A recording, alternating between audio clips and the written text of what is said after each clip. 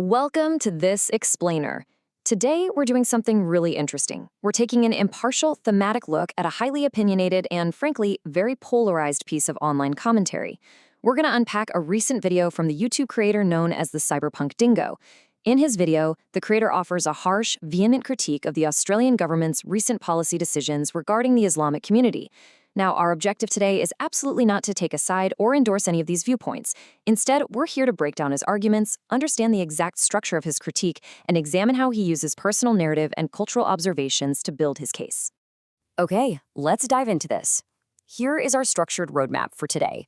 First, the government's new initiative. Second, rejecting terror law reviews. Third, the creator's personal stance. Fourth, debating Sydney's cultural shift. And finally, the call for reform. Section 1. The government's new initiative, the catalyst for critique. So to really grasp where this creator is coming from, we have to look at the exact trigger. It was the Australian government's policy response after the tragic Bondi attack. And the absolute focal point of his frustration, it's this number right here, $66 million.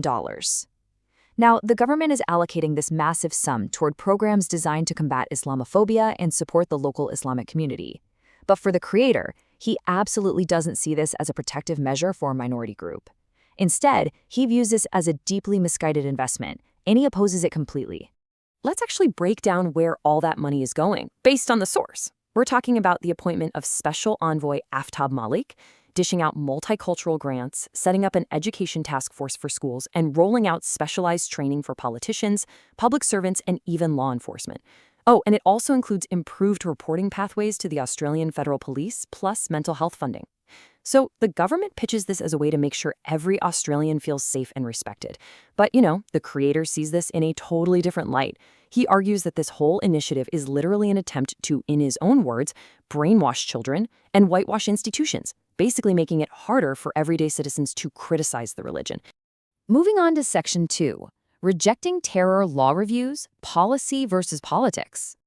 Now, the source highlights a pretty fascinating political tension here. On one side, we have a highly controversial recommendation from that newly appointed special envoy, Aftab Malik.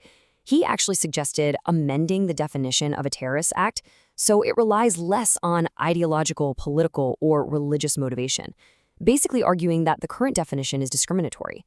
But then on the flip side, we have the Australian Prime Minister officially ruling out those changes entirely. The PM states that the government operates its terror laws strictly on advice from national security agencies. But here's the catch. The creator outright rejects the Prime Minister's official explanation. He literally says, I do not believe him when he says that it is the national security agencies who are driving their anti-terrorism policy. ASIO have completely failed. Basically, he's arguing that intelligence agencies have a real track record of failing to prevent previous incidents, and because of that, relying on their advice, or at least claiming to, is just a completely flawed approach to national security. Which brings us to Section 3, the creator's personal stance, ideology, and background. Now, what's really interesting about this slide is the personal authority the creator claims to have. He's not just positioning himself as some random concerned citizen. He states, I am a former Muslim, I understand the scripture, I grew up learning the Quran and the Hadith, I used to investigate terrorism, financing, and money laundering. So by identifying himself as an ex-Muslim and a former terror financing investigator, he is totally grounding his stark rejection of the government's stance in his own lived experience.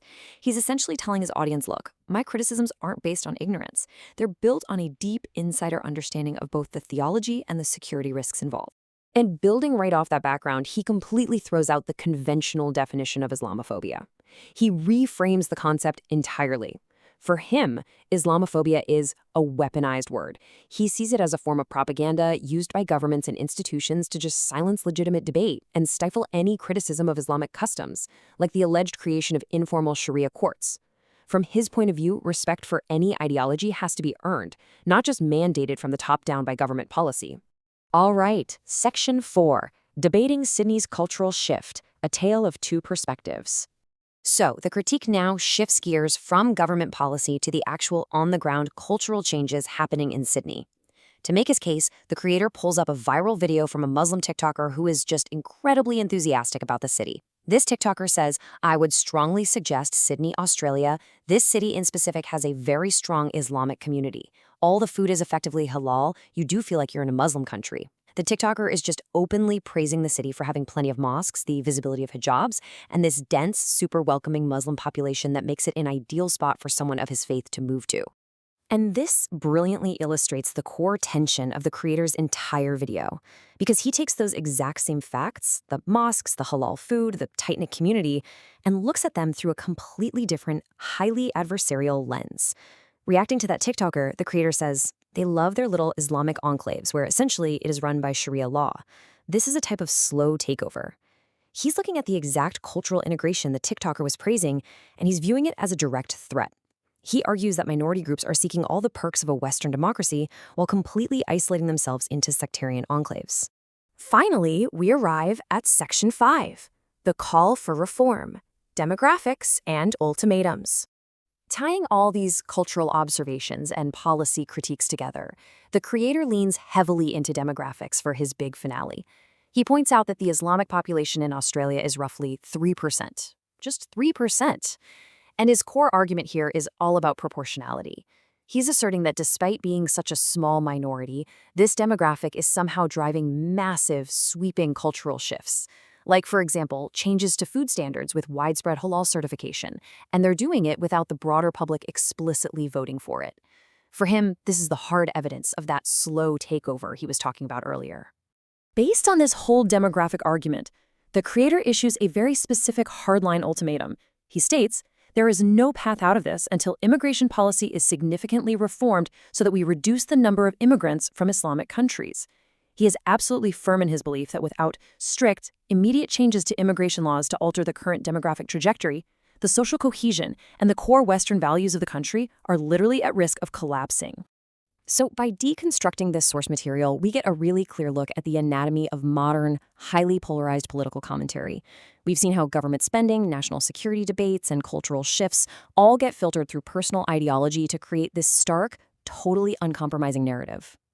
But it leaves us with a much larger issue to consider, one that extends way, way beyond just a single YouTube commentary. How do modern democracies actually balance social cohesion, government policy, and free speech in an era of such deeply polarized online discourse? It is a giant puzzle with no easy answers, but understanding exactly how these arguments are constructed is for sure the first step. Thanks for joining me on this explainer, and as always, keep asking the hard questions.